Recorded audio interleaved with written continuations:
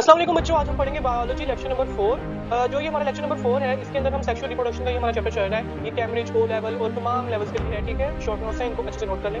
Meeting हम देखेंगे, meeting क्या है। मीटिंग को उर्दू में मिलाप कहते हैं, इंग्लिश में इंटरकोर्स वगैरह कहते हैं, जिसके जरिए जो male reproductive female reproductive cell आपस के अंदर फ्यूज करते हैं, फर्टिलाइजेशन होती है, जाइगोट होती है, एक न्यू इंडिविजुअल बनता है और फिर एक नया बेबी पैदा हो जाता है, ठीक है। जो मीटिंग है वो है क्या है? सेक्सुअल अरोजल इन द मेल, जो मेल के अंदर सेक्सुअल एरोजल होता है, सेक्स की जो डिजायर होती है, रिजल्ट इन एन इरेक्शन, ठीक है। जब भी कोई मेल किसी भी ऐसे ख्याल के बारे में सोचेगा जो उसको सेक्सुअली अरोज करेगी या उसकी डिजायर को जगाएगी, तो उसका जो पेनिस होगा वो इरेक्ट करेगा, बिल्कुल सीधा हो जाएगा, ठीक है। It is sorry that is the penis becomes firm, मजबूत हो जाएगा, इरेक्ट खड़ा हो जाएगा as a result of blood flowing in the erectile tissue.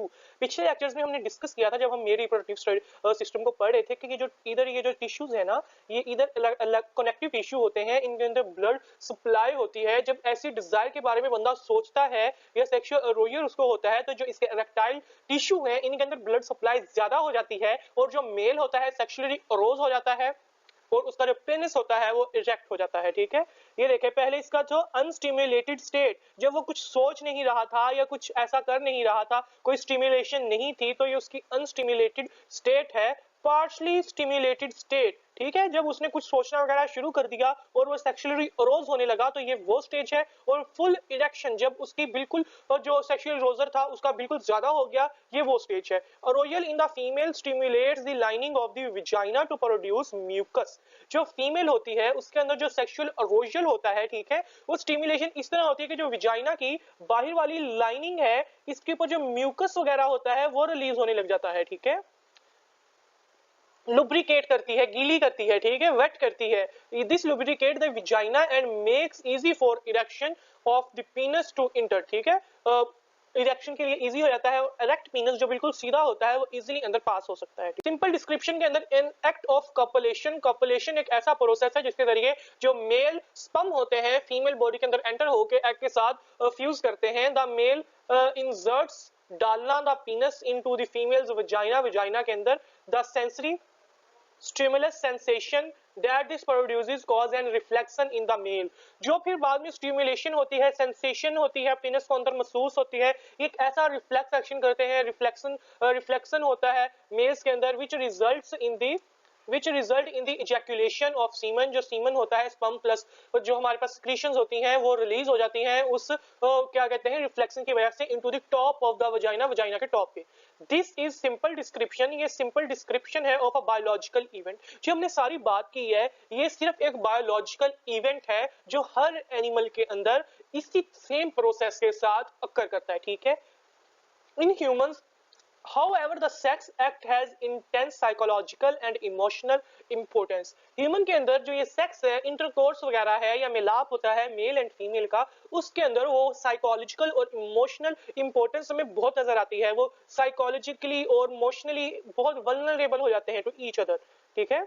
The most people feel a strong sexual drive, ठीक है, कुछ जो होते हैं पीपल उनको strong sexual drive, उनकी डिजायर बहुत ज्यादा होती है, which has little to do with the need to reproduce, ठीक है। इसका कोई ज्यादा तक चक्कर नहीं है लेना देना कि आपकी रिप्रोडक्शन कैसी है, ठीक है। इससे मुराद ये भी है कि टाइमिंग्स का मसला होता है, कुछ लोगों की जो टाइमिंग होती है वो ज्यादा होती है, कुछ की कम होती है। इसका बिल्कुल नहीं है कि आपके रिप्रोड्यूस होने से या आपके बेबी के लिए। Sometime the sex act is simply in the meeting of an urgent physical need.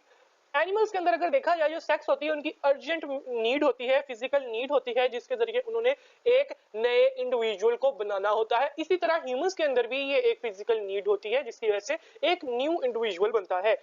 Sometime it is an experience that both men and women enjoy together. अब तो ये तो सिर्फ ह्यूमंस के अंदर ही हो सकता है कि इसको एंजॉय करने के लिए किया जाए। At its highest level, sorry, it both of these and also an expression of deeply felt affection with lasting relationship, ठीक ये है, ठीक है। इसकी जो डायग्राम है इंटरकोर्स होते हुए की, ये जो पीनस है ये फुली इरेक्ट है, ये विजाइना के अंदर एंटर हुआ है, विजाइना वेट था, लुब्रिकेट था, जिसको जाने के लिए इजी हुआ है। और फिर ये इधर टॉप पे जो होगा रिफ्लेक्शन जब होगा तो ये अपना जो सीमन होगा ये छोड़ देगा, जो सीमन होगा उसमें से स्पर्म्स ट्रैवल करके यूट्रस के थ्रू फिलिपियन ट्यूब की तरफ जाएंगे और ओविडक्ट के अंदर फिलिपियन ट्यूब के अंदर एग को फर्टिलाइज करेंगे। जाइगोट वापस इसकी लाइनिंग के अंदर आएगा, यूट्रस की लाइनिंग के अंदर आएगा और इधर आके अटैच हो जाएगा, एक न्यू इंडिविजुअल बनेगा। Period of fertilization, release ovum is thought to survive for about 24 hour. ऐसा सोचा जाता है कि जो ओवा है ना, एग है, वो सिर्फ 24 घंटे जिंदा रहता है। The sperm might be able to fertilize an ovum for about 2 और 3 डेज। लेकिन जो स्पर्म होता है उसको 2-3 दिन तक भी फर्टिलाइज कर सकता है, ठीक है, वो उधर तब तक प्रेजेंट रहता है। So there is an only a short period about 4 days each month. सिर्फ 4 दिन का ऐसा पीरियड होता है जिसके अंदर अगर इंटरकोर्स किया जाए, स्पर्म एग के साथ मिल जाए, तो तब ही फर्टिलाइजेशन और प्रेगनेंसी अकर करती है, ठीक है। If the fertile period can estimated accurately, अगर इसको हम एक्यूरेटली तौर पे इसको एस्टिमेट कर लें, यूज टू आइदर अचीव और अवॉइड फर्टिलाइजेशन, प्रेग्नेंट होने के लिए या फिर प्रेगनेंसी से बचने के लिए ये एक अच्छा तरीका कह लो इसको माना जा सकता है, ठीक है। The fertilized egg has 33 chromosome from the mother and 33 from the bringing father, ठीक है। Its chromosome number is 46। हमारे अंदर कितना है, हर सेल के अंदर, बॉडी के अंदर 46 है। अगर आप फीमेल है तो आपके अंदर भी 46 है, मेल के अंदर भी 46 है, लेकिन हमारा जो एग और स्पर्म सेल होता है उसमें 23 ईच होते हैं, दोनों मिलकर 46 बनाते हैं। The same as other human body sales.